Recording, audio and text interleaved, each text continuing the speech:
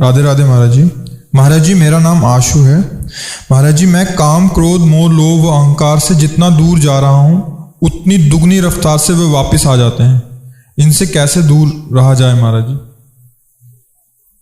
अपने को जान गए क्या भाई? कहीं से भी दूर हटने के लिए पहले हम अपने को जानते हैं ना, और जिससे हटना है उसको जानते हैं। काम क्रोध को तो तुम जान रहे हो, पर अपने को जाने क्या कि आप हट रहे हैं। आप कौन हैं? ये तो आपके शरीर का नाम है। आप कौन है? तो फिर दूर हटने की जरूरत ही नहीं। अंश में कोई विकार नहीं होता। जो अंश है उसमें कभी कोई विकार न हुआ है, न भगवान की भी ताकत है कि उसमें विकार पैदा कर सके। भगवान की भी ताकत, जैसे भगवान सूर्य की ताकत नहीं जो अंधकार पैदा कर सके। जब तक वो रहेंगे तो अंधकार होगा ही नहीं। भगवान सूर्य की भी ताकत नहीं कोई अंधकार का दर्शन करा दें। वो जब हटेंगे तभी अंधकार होगा। समझ रहे हो ना? हाँ, अब हमारा जो भ्रम है वो शरीराभिमान है। हम अपने को शरीर मानते हैं। जे भी शरीर को हमने अपना माना तभी से हम भगवद अंश हैं। ये वाणी से कह रहे हैं लेकिन अनुभव में नहीं है। अनुभव में पांच भौतिक शरीर और जो सूक्ष्म शरीर और कारण शरीर, इन्हीं तीनों में हमारा राग ऐसा फैल गया है कि अंतःकरण की स्फुरण को मैं अपने में मानता हूं, अंतःकरण धर्म को मैं अपना धर्म मानता हूं, अंतःकरण की मांग को मैं अपना मानता हूं। बस अब गड़बड़ हो गया। नाव खूंटे से बंधी हुई पूरी रात भर खेई गई, लेकिन वो 1 इंच आगे नहीं बढ़ी, क्योंकि खूंटे में बंधी हुई है, खूंटे से खुली नहीं। जो आप कहते हो मैं दूर हो रहा हूं, तो आप विकारों के पुंज देहाभिमान को तो साथ लिए हुए हो, तो दूर कहां होंगे? ये दूर कहां से हो जाएंगे? आपके देहाभिमान में तो ये वास कर रहे हैं। आप में कभी नहीं स्पर्श हो सकता। कोई भी विकार आप में विकार पैदा नहीं कर सकता।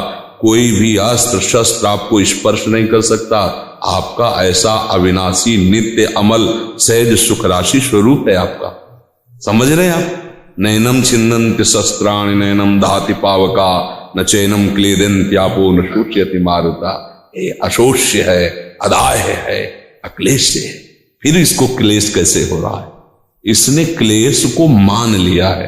क्लेश कहां पैदा हो रहा है? देहाभिमान में। अंतःकरण के अहम धर्म में ही मुख्यतया सारे विकारों का आना जाना है, अंतःकरण के अहम धर्म में। अब ये अंतःकरण अहम धर्म शरीर भाव से पुष्ट हो रहा है। काम किसको सताएगा? जब आप अपने को पुरुष मानेंगे तब। ऐसे काम की कोई सत्ता ही नहीं है। बोलिए, काम कब सताएगा? जब आप अपने को पुरुष मानेंगे। मान्यता गलत हो गई तो विकार ने आपको रौंद दिया।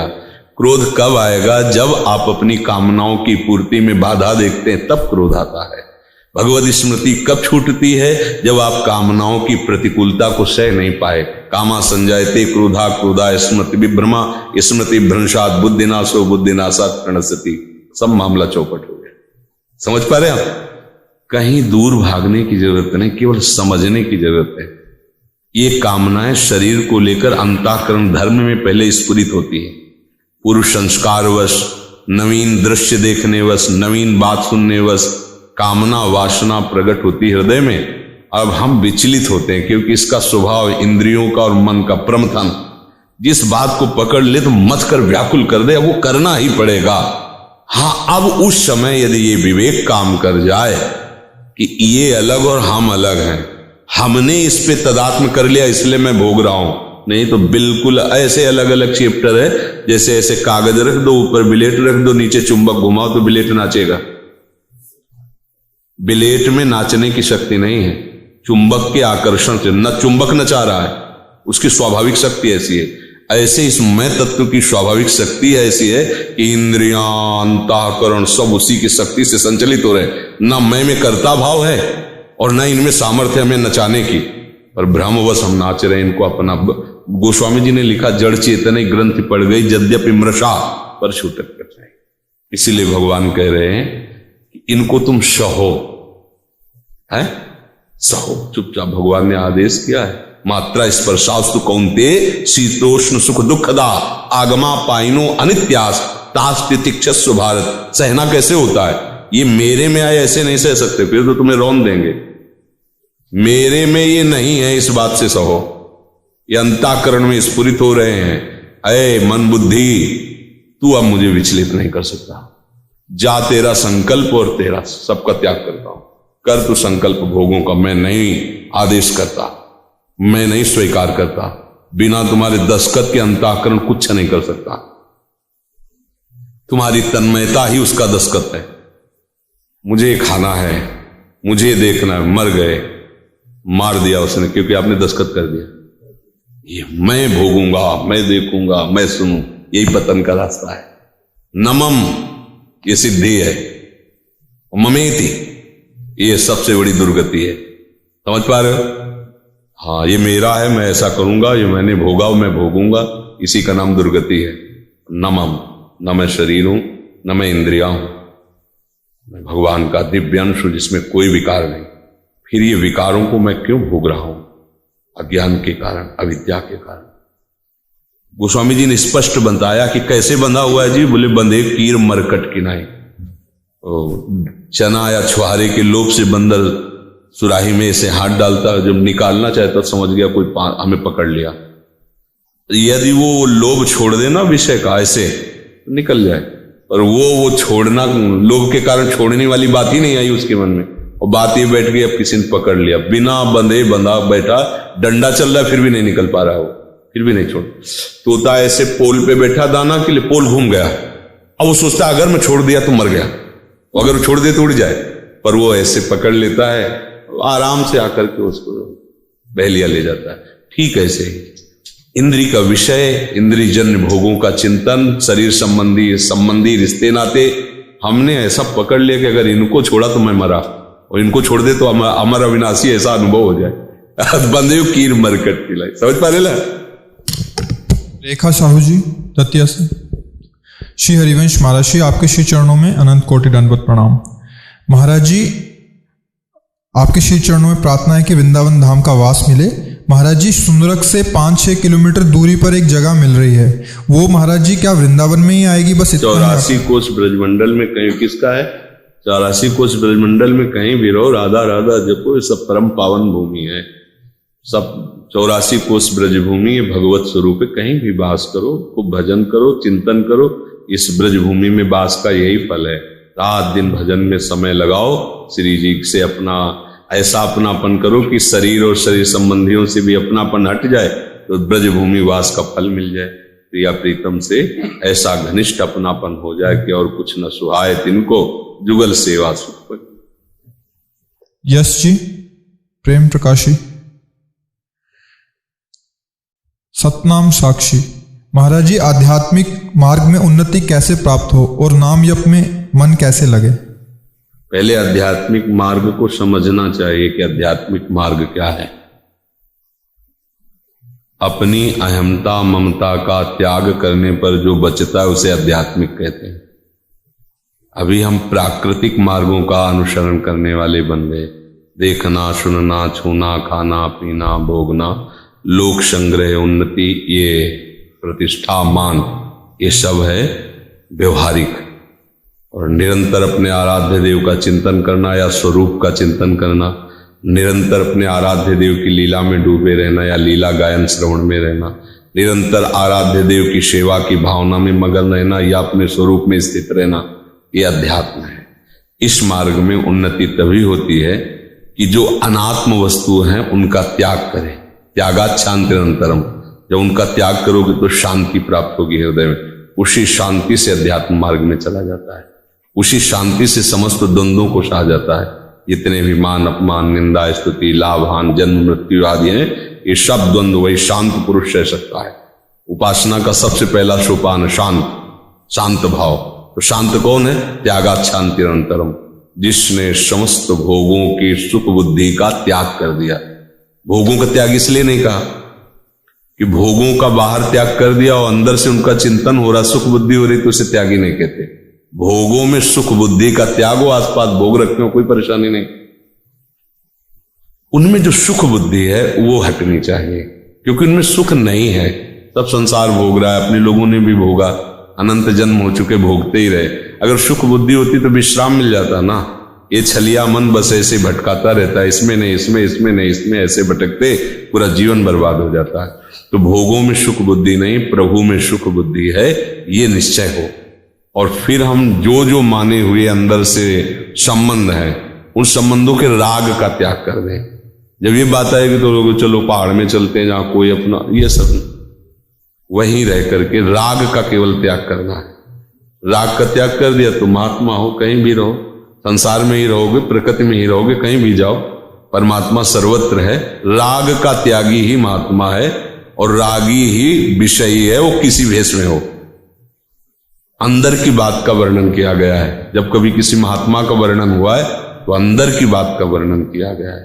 जो राग त्यागी है तो द्वेष अपने आप त्याग हो जाता है, क्योंकि राग से ही द्वेष का प्रादुर्भाव होता है, काम से ही क्रोध का प्रादुर्भाव होता है। इसलिए हम द्वेष नहीं करें। राग का त्यागी है तो वो बैरागी हुआ, और बैरागी ही ज्ञान प्राप्त करता है, बैरागी ही प्रेम प्राप्त करता है।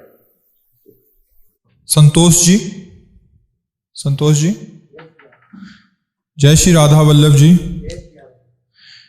बचपन से श्री लक्ष्मी नारायण प्रभु जी की छवि का स्मरण किया है। राधा जाप करते समय भी मानसिक पटल पर श्री लक्ष्मी नारायण प्रभु जी ही ध्यान में आते हैं। महाराज जी क्या करें? बढ़िया है, कोई परेशानी नहीं, जपते रहिए। हाँ, भगवान 10-20 नहीं होते, तत्व में वो एक ही होते हैं। भक्तों के भाव के लिए अलग अलग होते हैं। तत्व में भेद नहीं है, लीला रस में भेद है। ये यथामम प्रपद्यन्ते तास्ततय भजाम में हम, भगवान कहते हैं। आप लक्ष्मी नारायण रूप से भजो, लक्ष्मी नारायण रूप है। आप जिस भावना से भजोगे, भगवान ऐसे महान है कि आपकी उसी भावना के अनुसार ही मिलेंगे। कोई निषेध नहीं। जबकि बलराम शर्मा जी, राधे राधे महाराज श्री। गृहस्थी का त्याग कर निरंतर भजन करने के बार बार तीव्र वेग से विचार आ रहे हैं। भगवान मार्गदर्शन करने की कृपा करें। मतलब बहुत सम्माननीय विचार है, पर जिस धर्म में आप पहले से स्थित हैं उस धर्म का कार्य पूरा होना चाहिए। यदि आप गृहस्थ में हैं, आपके संतान आदि हैं, उनका पढ़ाना लिखाना ब्याह हो गया है, तो आप निकल सकते हैं। ऐसे अपने बगीचे को अभी अधूरा छोड़कर कैसे निकल सकते हैं? वो भी तो एक सेवा है, एक सेवा है। जैसे हमें यहाँ ड्यूटी मिली है, हमारा मन हो या ना हो, हमें आपसे बात करना है, आपसे मिलना है, ये हमें सेवा दी गई। जब सेवा नहीं थी तो आंख उठा के भी किसी की तरफ नहीं देखते थे। जो आकाश वृत्ति से मिला जी रहे हैं, निरंतर भगवदाकार वृत्ति। अब अंतिम की तरफ जा रही गाड़ी, तो जो तुमने अनुभव किया दूसरों को दीजिए। तो अब आप बैठे हो, हमें पीड़ा है कि नहीं उससे कोई मतलब नहीं। हमारा मन कह रहा है नहीं, कम समय है तुम्हारे पास, एकांत चिंतन करो। नहीं, जो हमें सेवा मिली वो हमें करना है, मन की नहीं सोचना है। तो अब जैसे पुत्र है, पढ़ा लिखा के ब्याह करके उसको समर्थ बना के छोड़ दिया, ये आपकी एक बहुत बड़ी भगवत सेवा हो गई। उसे आप ऐसा मत मानिए मेरा परिवार, भगवान ने आपको सेवा दी है। हम आपको अपनी सेवा मान करके आपसे बात कर रहे हैं, आपको वैसे ही प्यार कर रहे हैं जैसे हमारे प्रभु के जन होते हैं। ऐसा कि आप अपने रिश्तेदार से भी वैसा प्यार नहीं करेंगे जितना हम आपसे प्यार करते हैं। आप सबसे, आप आए हुए हैं, श्री जी के द्वारा प्रेरित होकर आए हुए हैं, तो आप हमारी लाडली के द्वारा जब पास मिल गया है तो आप हमारी बंदनी है, पूजनी है, आप हमारे रिश्ते हैं, आप हमारे नाते हैं। बस ऐसे ही भाव रखना है। हमारा पर्सनल आपसे संबंध नहीं, हमारा पर्सनल संबंध श्री जी से, और श्री जी के संबंधी आप हो, इसलिए प्राण प्यारे हो, आप सब आदर के पात्र हो हमारे। ऐसे परिवार को समझो। जैसे एक शिष्य पर हमारी नजर रहती है, उसका मनोविकार के द्वारा थोड़ा भी आचरण गलत होना ये हमारी जलन का हेतु होगा। उसको डांट फटकार के सभा में एकांत में जैसे बनेगा उसको सीधे मार्ग में चलाएंगे। तो क्या हम जानते नहीं हम में भगवान है?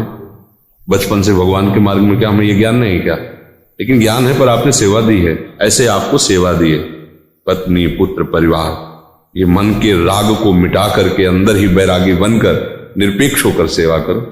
लाभ हानि में समान भाव रखो, कार्य की सफलता असफलता में समान भाव रखो, अपना प्रयास पूरा, बाकी भगवान जाने। सुख दुखे समय कृत्वा लाभा लाभो जया जयो। और अंदर से हर समय प्रभु का स्मरण करते रहो, कहीं जीवन प्रभु से विमुख होकर न बीत जाए। हर श्वास में नाम जप करो, महात्मा हो जाओगे। घर बैठे महात्मा हो जाओगे। और बाहर बैठे और राग अंदर घर का, कभी कोई मिला है तुम्हारा लड़का ना ऐसे से ऐसा, झेल नहीं पाओगे, क्योंकि बहुत समय से तुम उसी राग में रहे हो। और अगर अपने राग की कर्तव्य को पूरा कर दिया, फिर आपको लगेगा जो भोगना है भोगो, हमारा जो कर्तव्य था निपट, आप में आत्मबल आ जाए, क्योंकि आपने अपना कार्य पूरा कर दिया। और यदि कार्य अधूरा छोड़ा तो आप कहीं भी चले जाओ, वो कार्य आपको बाधित करता रहेगा।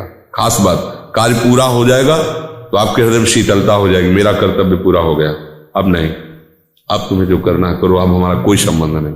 पर आप अपने कर्तव्य को अगर छोड़ देंगे तो गड़बड़ हो जाएगी। तो कर्तव्य का निर्वाह कर लीजिए और खूब नाम जप कीजिए। अगर शरीर वहीं छूट जाता है तो भी आप वैरागी ही हो, क्योंकि भगवान का संबंध स्वीकार करना ही वैराग्य का स्वरूप है। केवल सबको छोड़ करके लंगोटी लगा के बैठ जाने को वैराग्य नहीं कहते। अंदर से सब राग है, धन में, स्त्री में, परिवार में, नाना प्रकार के भोगों में, ये नाटक ही तो हुआ। और राग नहीं परिवार में हो, अंदर से आह भर के पुकारते हा कृष्ण हा किशोरी जी, सच्चे महात्मा हो, भागने की जरूरत नहीं है। समझ रहे ना, भागने की जरूरत नहीं। ये समझ आ जाए। कोई हमसे पूछे कि तुम्हारी समझ कहां गई थी बाबा जी बन गए, बोले पूछे तो सही बात, मेरी समझ नहीं की। जैसे भूत आवेश होता है ना, ऐसे हमें था। जैसे किसी के ऊपर भूत आ जाए ना, समझ में नहीं आता, ऐसे ही भूत आवेश था, बस मुझे भगवत प्राप्ति करनी। अच्छा, हमारे पास कोई कर्तव्य नहीं था। 13 वर्ष की अवस्था, और भाई परिवार सब, कोई कर्तव्य में अभी प्रवेश ही नहीं हुआ था। केवल उस समय पढ़ाई ही कर्तव्य था, और उसी पढ़ाई में एक पढ़ाई और जागृत हो गई, अब मुझे भगवत प्राप्ति करनी, बस केवल भगवत प्राप्ति। 13 वर्ष की अवस्था में भाग पड़े थे, कोई कर्तव्य नहीं था। अब हम थोड़ी भाग पड़े थे, जैसे भूत चढ़ जाता है ऐसे चढ़ गया था। पूर्व जन्म का अधूरा काम पूरा करना होगा, बस मुझे भगवत प्राप्ति करनी, बस कुछ नहीं, किसी की कोई बात नहीं, बस जब तक भगवान का साक्षात्कार नहीं तब तक जीवन बिल्कुल व्यर्थ। ये बात बैठ गई थी किसी कर। अब ब्याह करने के बाद ये बात आती तब तो ठीक नहीं था ना। ये ऐसा, अब आपने ब्याह किया, गृहस्थी में गए, अब उसका पालन करते हुए भजन करो, उसमें भी भगवत प्राप्ति हो जाएगी। ऐसा थोड़ी कि गृहस्थ को भगवत प्राप्ति, ऐसा नहीं कि गृहस्थ संत नहीं है। ऐसे ऐसे गृहस्थ हैं कि संत जन उनको नमस्कार करते हैं। भाई हनुमान प्रसाद पोद्दार जी गृहस्थी में तो है, धोती कुर्ता, और बड़े बड़े राधा बाबा संत थे ना, बिल्कुल। ये बस ये ध्यान रखना है, हृदय को प्रभु का बना दो और सेवा में कमी मत रखो। जो आपको सेवा, जिसको जो सेवा मिले उसको भगवान की मान के करो, ईमानदारी से करो, तो आप उसका फल देखोगे, आपका हृदय शीतल हो जाएगा। जब आपका कार्य पूरा होगा ना, तो आपके हृदय में शीतलता होगी, आनंद आ जाएगा कि भगवान ने सब। अब जैसे बेटी ब्याह की होगी, आप सोचो सन्यास ले लें, मूर्खता ही है, मूर्खता ही है। अब जब बेटी का ब्याह कर लोगे ना और ठीक से चली गई, तो आपके हृदय में एक शीतलता होगा, अब निकलो, कर्तव्य पूरा हुआ, अब मत फंसो आगे कि नातिनी को भी खिलाएंगे, अब आगे बढ़ो, आगे बढ़ो, अपने कर्तव्य का पालन करो। बस यहां मनुष्य जन्म की सार्थकता अपने कर्तव्य का पालन। हम चाहते हैं दूसरा हमारे प्रति अपना कर्तव्य निर्वाह करे, यही फंसा है पूरा संसार, इसी लड़ाई झगड़े में फंसा है। उसका क्या कर्तव्य, उसने हमारे प्रति ऐसा कर्तव्य क्यों नहीं किया? नहीं, आप अपने कर्तव्य का पालन कर दो, संसार से मुक्त हो जाओगे। फंसे इसीलिए हो, दूसरे के कर्तव्य को तुम देखते हो कि वो हमारे प्रति कैसा, बेटा है तो उसका क्या कर्तव्य होना चाहिए। नहीं, तुम्हें ये नहीं देखना, बाप हो तुम्हारा क्या कर्तव्य होना चाहिए, वो कर दो, आप राग रहित हो जाओगे, आप उससे मुक्त हो जाओगे, उसके बंधन से मुक्त हो जाओगे। समझ रहे?